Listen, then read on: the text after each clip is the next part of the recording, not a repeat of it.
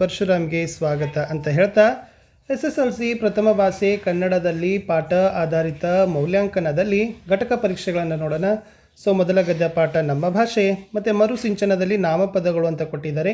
ಅದನ್ನೆರಡೂ mix ಮಾಡಿ ನಾವೇನು ಮಾಡಿದ್ದೀವಿ, ಪ್ರಶ್ನೆ ಪತ್ರಿಕೆಯನ್ನು ರಚನೆಯನ್ನು ಮಾಡಿದ್ದೀವಿ. ಸೊ ಯಾರಿಗೆಲ್ಲ PDF ಅವಶ್ಯಕತೆ ಇದಾವಲ್ಲ, ಫಸ್ಟ್ ಲ್ಯಾಂಗ್ವೇಜ್ ಕನ್ನಡಕ್ಕೆ ಸಂಬಂಧಪಟ್ಟಂತೆ 8th 9th 10th ಸೊ 9964050759ಗೆ ಸಕ್ಕಂತೆ ತಾವೇನು ಮಾಡಿ ಅಂತಂದರೆ ವಾಟ್ಸಪ್ಪಲ್ಲಿ ಮೆಸೇಜ್ ಮಾಡಿಕೊಂಡು ಈ PDF ತಾವೇನು ಮಾಡ್ಬೋದು, ತೊಗೋಬೋದು. ಓಕೆನಾ. ಸೊ 8, 9, 10ನೇ ತಾರೀಕಿಗೆ 8, 9, 10ನೇ ತರಗತಿಗಳ PDF ನಿಮ್ಗೆ ಏನು ಮಾಡ್ತಾವಪ್ಪ ಅಂತಂದರೆ ಸಿಗ್ತಾವೆ. ಓಕೆನಾ. ಪ್ರಶ್ನೆ ಪತ್ರಿಕೆ ಹೇಗಿದೆ ಅನ್ನೋದನ್ನು ನೋಡೋಣ. ಸೊ ತುಂಬ ಒಳ್ಳೆಯ ರೀತಿಯಾಗಿರ್ತಕ್ಕಂಥ ಪ್ರಶ್ನೆ ಪತ್ರಿಕೆಗಳನ್ನು ರಚಿಸಿ ಕೊಟ್ಟಿದ್ದಾರೆ. ಉದ್ದಿಷ್ಟ ಆಧಾರಿತ ಅಂಕ ಹಂಚಿಕೆಗಳನ್ನು ನೋಡೋದಾದರೆ ಸ್ಮರಣೆಗೆ 5 ಅಂಕ, ಗ್ರಹಿಕೆ 9, ಅಭಿವ್ಯಕ್ತಿ 10, ಪ್ರಶಂಸೆ 1, ಒಟ್ಟು 25 ಅಂಕ. ಇನ್ನು ಪ್ರಶ್ನೆವಾರು ಅಂಕ ಹಂಚಿಕೆಗಳನ್ನು ನೋಡೋದಾದರೆ ವಸ್ತುನಿಷ್ಠ ಮತ್ತು ಅತಿ ಕಿರು ಉತ್ತರಗಳಿಗೆ 12 ಅಂಕ ಕೊಟ್ಟಿದ್ದೀವಿ.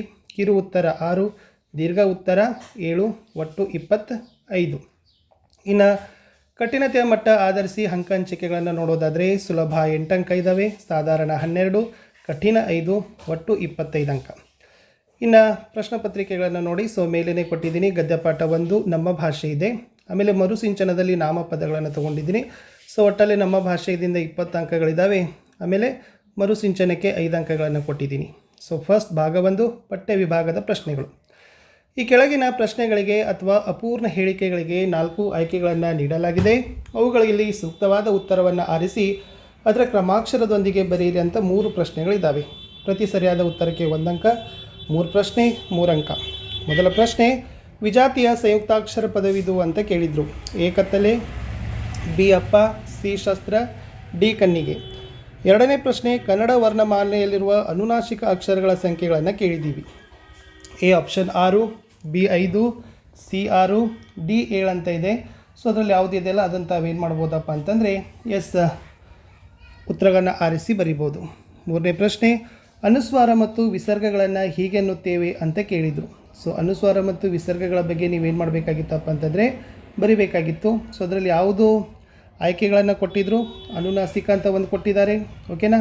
ನೆಕ್ಸ್ಟ್ ಕೊಟ್ಟಿರ್ತಕ್ಕಂಥದ್ದು ವ್ಯಂಜನ ಇದ್ದಾವೆ, ಆಮೇಲೆ ಇರ್ತಕ್ಕಂಥದ್ದು ಯೋಗವಾಹ ಇದೆ, ನೆಕ್ಸ್ಟ್ ಇರ್ತಕ್ಕಂಥದ್ದು ಏನಿದೆಪ್ಪ ಅಂದರೆ ಸ್ವರ ಅಂತ ಇದೆ. ಸೊ ಯಾವುದು ಕರೆಕ್ಟಾಗಿದೆ ಅನ್ನೋದನ್ನು ತಾವೇನು ಮಾಡಬೇಕಾಗಿತ್ತಪ್ಪ ಅಂತಂದರೆ ಬರಿಬೇಕಿತ್ತು. ಇನ್ನು ಇಷ್ಟು 3 ನಾವೇನು ಮಾಡಿದ್ದೀವಿ, ಬಹು ಆಯ್ಕೆಗಳನ್ನು ಕೊಟ್ಟಿದ್ದೀವಿ. ಇನ್ನು ಸಂಬಂಧೀಕರಣ ಪ್ರಶ್ನೆಗಳಲ್ಲಿ ಪ್ರಶ್ನೆ 4 ಇತ್ತು. ಕ ಗ ಅಲ್ಪ ಪ್ರಾಣಾಕ್ಷರಗಳಾದರೆ ಖ ಮತ್ತು ಧ ಏನು ಅಂತ ಕೇಳಿತ್ತು. ಇನ್ನು 5ನೇ ಪ್ರಶ್ನೆ, ದೀರ್ಘ ಸ್ವರಗಳು 7 ಆದರೆ ಹ್ರಸ್ವ ಸ್ವರಗಳು ಡ್ಯಾಶ್ ಅಂತ ಕೊಟ್ಟಿತ್ತು. ಇನ್ನು 3ರಲ್ಲಿ ಒಂದು ವಾಕ್ಯದಲ್ಲಿ ಉತ್ತರಗಳನ್ನು ಬರಲಿಕ್ಕೆ 2 ಪ್ರಶ್ನೆ ಇತ್ತು. ಪ್ರತಿ ಸರಿಯಾದ ಉತ್ತರಕ್ಕೆ 1 ಅಂಕ. ಎಸ್. ಪ್ರಶ್ನೆ 6, ಮನುಷ್ಯನಿಗೆ ಲೆಕ್ಕವಿಡುವ ಅವಶ್ಯಕತೆ ಯಾವಾಗ ಉಂಟಾಯಿತು ಅಂತ ಕೇಳಿದರು. 7ನೇ ಪ್ರಶ್ನೆ, ಕನ್ನಡ ಭಾಷೆಯ ಬಗ್ಗೆ ಕವಿ ಮಹಾಲಿಂಗರಂಗ ಹೇಳಿದ್ದೇನು ಅಂತಲೂ ಕೂಡ ಪ್ರಶ್ನೆಯನ್ನು ನಾವು ಕೊಟ್ಟಿದ್ದೀವಿ. ಇನ್ನು 2 ಮಾರ್ಕ್ಸ್ಗಳಲ್ಲಿ ನೋಡೋದಾದರೆ ಅಲ್ಲಿನೂ ಕೂಡ 2 ಅಂಕದ 2 ಪ್ರಶ್ನೆಗಳನ್ನು ಇಟ್ಟಿದ್ದಾರೆ. ಸೊ ಪ್ರಶ್ನೆ 8 ಏನಿತ್ತು ಅಂತಂದರೆ ಕನ್ನಡ ಭಾಷೆ ಹದಗೊಂಡದ್ದು ಹೇಗೆ ಅಂತ ಕೇಳಿದ್ದಾರೆ. 9ನೇ ಪ್ರಶ್ನೆ, ಕನ್ನಡ ಭಾಷೆ ವಿಶ್ವವ್ಯಾಪಿಯಾಗಲು ಕಾರಣವೇನು ಅಂತ ಕೇಳಿತ್ತು. ಮುಖ್ಯ ಪ್ರಶ್ನೆ 5ರಲ್ಲಿ ಸಾಹಿತ್ಯ ಪರಿಚಯನೂ ಕೂಡ 2 ಅಂಕಕ್ಕೆ ಕೇಳಿದ್ದಾರೆ. ಎಂ ಮರಿಯಪ್ಪ ಭಟ್ ಅವರ ಬಗ್ಗೆ ಬರೀಬೇಕಿತ್ತು. ಇನ್ನು 3 ಅಂಕಗಳಲ್ಲಿ ನಾವೇನು ಮಾಡಿದ್ದೀವಿ ಅಂದರೆ ಒಂದು ಸಂದರ್ಭವನ್ನು ಕೊಟ್ಟಿದ್ದೀವಿ. ಒಬ್ಬ ತಾಯಿಯ ಗಾನದ ಶ್ರುತಿಯಂತೆ ಅಂತ ಸಂದರ್ಭ ಮತ್ತು ಸ್ವಾರಸ್ಯವನ್ನು ಬರೀಬೇಕು. ಇನ್ನು ಲಾಸ್ಟ್ 4 ಅಂಕಕ್ಕೆ ಇರ್ತಕ್ಕಂಥದ್ದು ಕನ್ನಡ ಭಾಷೆ ಸಮೃದ್ಧವಾಗಿ ರೂಪುಗೊಂಡ ಬಗ್ಗೆ ವಿವರಿಸಿರಿ ಅಂತ ಕೇಳಿತ್ತು. ಇಷ್ಟು ಪಠ್ಯಭಾಗ ಇತ್ತು. ಇನ್ನು ಮರುಸಿಂಚನದಲ್ಲಿ ನಿಮಗೆ ಫಸ್ಟ್ ನಾಮಪದಗಳಂತಿದ್ದಾವೆ. ಅದರಲ್ಲಿ ಆವರಣದಲ್ಲಿ ಸೂಚಿಸಿದಂತೆ ಉತ್ತರಿಸಿದಂಥ 5 ಅಂಕ, ಪ್ರತಿಯೊಂದಕ್ಕೆ 1 ಪ್ರಶ್ನೆ, 5 ಪ್ರಶ್ನೆ ಇದ್ದಾವೆ, 5 ಅಂಕ ಇದ್ದಾವೆ. ಈಗೋ ನೋಡು ಲಕ್ಷ್ಮಣ ತಾಪಸರ ಬೀಡು ಅಂಕಿತ ನಾಮ ಗುರುತಿಸಬೇಕಿತ್ತು. ಸಮುದ್ರದ ಆಳದಲ್ಲಿ ಹಲವಾರು ಸಸ್ಯ ಪ್ರಭೇದಗಳಿವೆ. ಇಲ್ಲಿ ಕೂಡ ರೂಢನಾಮಗಳನ್ನು ಇದು ಅಂಕಿತ ನಾಮ ಗುರುತಿಸಬೇಕು, ಇದು ರೂಢನಾಮ. ಇನ್ನು ಅಷ್ಟು ಪರಿಮಾಣವಾಚಕವಾದರೆ ಮೂಢನ ಅನ್ನೋದು ಯಾವುದು ಅಂತ ಕೇಳಿದರು. ಸಂಬಂಧಿ ಪದವನ್ನು ಬರೀರಿ. ವ್ಯಾಪಾರಿ ಅನ್ವರ್ಥನಾಮ ಆದರೆ ಶಾಲೆ ಅಂತಕ್ಕಂಥದ್ದು, ಇದು ಕೂಡ ಸಂಬಂಧಿ ಪದ ಬರೀಬೇಕು. ದೇಶ ರೂಢನಾಮ ಆದರೆ ಪರಶುರಾಮ ಅಂತಕ್ಕಂಥದ್ದು ಸಂಬಂಧಿ ಪದವನ್ನು ಬರಿಬೇಕಾಗಿತ್ತು ಅಂತಕ್ಕಂಥದ್ದು ಇತ್ತು. ಇನ್ನು ಸೇಮ್ ಕ್ವಶನ್ ಪೇಪರ್ದೇ ನಾವು ಕೀ ಆನ್ಸರ್ಗಳನ್ನು ಸಹಿತ ಕೂಡ ನಿಮಗೆ ಕೊಟ್ಟಿದ್ದೀನಿ. ಸೊ ವಿಜಾತಿಯ ಸಂಯುಕ್ತ ಅಕ್ಷರ ಶಸ್ತ್ರ ಇತ್ತು. ಇನ್ನು ಕನ್ನಡ ವರ್ಣಮಾಲೆಯಲ್ಲಿರುವ ಅನುನಾಸಿಕ ಅಕ್ಷರಗಳ ಸಂಖ್ಯೆ 5. ಅನುಸ್ವಾರ ಮತ್ತು ವಿಸರ್ಗಗಳನ್ನು ಹೀಗಂತೀವಿ, ಯೋಗವಾಹ ಅಂತ ಕರಿತೀವಿ. ಇನ್ನು ಸಂಬಂಧೀಕರಣದಲ್ಲಿ ಕ ಗ ಅಲ್ಪ ಪ್ರಾಣಾಕ್ಷರಗಳಾದರೆ ಘ ಮತ್ತು ಧ ಮಹಾಪ್ರಾಣಾಕ್ಷರಗಳು ಆಗ್ತವೆ. ದೀರ್ಘ ಸ್ವರಗಳು 7 ಆದರೆ ಹ್ರಸ್ವ ಸ್ವರಗಳು, 6 ಅಂತಕ್ಕಂಥದ್ದು ಉತ್ತರ. ಇನ್ನು ಮನುಷ್ಯನಿಗೆ ಲೆಕ್ಕವಿಡುವ ಅವಶ್ಯಕತೆ ಉಂಟಾಯಿತು ಅಂದರೆ ಮನುಷ್ಯ ಸಂಚಾರಿ ಜೀವನವನ್ನು ತ್ಯಜಿಸಿ ಒಂದೆಡೆ ಬೀಡು ಬಿಟ್ಟು ಆಸ್ತಿ ಮನೆ ಬದುಕು ಮೊದಲಾದ ಭಾವನೆಗಳು ಮೂಡಿದವೋ ಆಗ ಅವನಿಗೆ ಲೆಕ್ಕವಿಡುವ ಅವಶ್ಯಕತೆ ಉಂಟಾಗ್ತದೆ.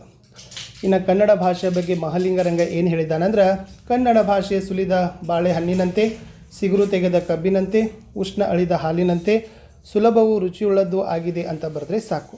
ಇನ್ನು 2 ಮಾರ್ಕ್ಸಲ್ಲಿ ಕನ್ನಡ ಭಾಷೆ ಹದಗೊಂಡ ಬಗೆಯನ್ನು ಕೇಳಿತ್ತು. ಅದು ಆಲ್ರೆಡಿ ನಿಮಗೆಲ್ರಿಗೂ ಗೊತ್ತಿರ್ತಕ್ಕಂಥ ಉತ್ತರ. ಇನ್ನು ಆಂಗ್ಲ ಭಾಷೆ ವಿಶ್ವವ್ಯಾಪಿಯಾಗಲು ಕಾರಣವೇನು ಅಂತಕ್ಕಂಥದ್ದು ಟೆಕ್ಸ್ಟ್ನಲ್ಲಿರ್ತಕ್ಕಂಥ ಪ್ರಶ್ನೆಯೇ ಇತ್ತು. ಇನ್ನು ಸಾಹಿತಿಗಳ ಪರಿಚಯದಲ್ಲಿ ಎಂ ಮರಿಯಪ್ಪ ಭಟ್ರವರ ಸ್ಥಳ ಬರಿಬೇಕು, ಕಾಲ ಬರಿಬೇಕು, ಕೃತಿ ಮತ್ತು ಪ್ರಶಸ್ತಿಗಳನ್ನು ವಾಕ್ಯ ರೂಪದಲ್ಲಿ ಬರಿಬೇಕಾಗಿತ್ತು. ಇನ್ನು ಸಂದರ್ಭಗಳಲ್ಲಿ ನೀವೇನು ಬರೀಬೇಕು, ಆಯ್ಕೆ, ಸಂದರ್ಭ ಮತ್ತು ಸ್ವಾರಸ್ಯಗಳನ್ನು ಕಡ್ಡಾಯವಾಗಿ ಬರಲೇಬೇಕು. ಒಬ್ಬ ತಾಯಿಯ ಗಾನದ ಶ್ರುತಿಯಂತೆ ಅಂತ ಇದೆ. ಸೊ ಇದನ್ನು 3 ಸ್ಟೆಪ್ಗಳನ್ನು ಅನ್ವಯ ಮಾಡಿಕೊಂಡು ಬರೀರಿ. ಇನ್ನು 4 ಮಾರ್ಕ್ಸ್ಗೆ ನಾವು ಕೇಳ್ತಕ್ಕಂಥ ಪ್ರಶ್ನೆ, ಕನ್ನಡ ಭಾಷೆ ಸಮೃದ್ಧವಾಗಿ ರೂಪುಗೊಂಡ ಬಗ್ಗೆ ಹೇಗೆ ವಿವರಿಸಿರಂತಿತ್ತು. ಒಂದು 8-10 ವಾಕ್ಯಗಳಲ್ಲಿ ನೀವು ಉತ್ತರಗಳನ್ನು ಬರೆದ್ರೆ 4 ಅಂಕ ನಿಮಗೆ ಖಂಡಿತವಾಗಿ ಕೊಡ್ತಾರೆ. ಇನ್ನು ಮರುಸಿಂಚನದ ಉತ್ತರಗಳಲ್ಲಿ ನೋಡೋದಾದರೆ, ಈಗೋ ನೋಡು ಲಕ್ಷ್ಮಣ ತಾಪಸರ ಬೀಡು, ಲಕ್ಷ್ಮಣ ಅಂಕಿತನಾಮ, ಸಮುದ್ರ ಅಂತಕ್ಕಂಥದ್ದು ರೂಢನಾಮ, ದಿಗ್ವಾಚಕ ಅನ್ನೋದು ಮೂಢನ ಬರ್ತದೆ. ಇನ್ನು ಶಾಲೆ ರೂಢನಾಮ, ಪರಶುರಾಮ ಅಂಕಿತನಾಮ. ಇಷ್ಟಿತ್ತು ಸ್ನೇಹಿತರೆ SSLC ಕನ್ನಡದ ಮೊದಲ ಘಟಕ ಪರೀಕ್ಷೆ ನಮ್ಮ ಭಾಷೆ ಮತ್ತು ಮರುಸಿಂಚನದ ಮೊದಲ ಅಧ್ಯಾಯ. ವಿಡಿಯೋ ಹೇಗನ್ನಿಸಿತು ಅನ್ನೋದನ್ನು ಕಮೆಂಟ್ ಮಾಡಿ, ಲೈಕ್, ಶೇರ್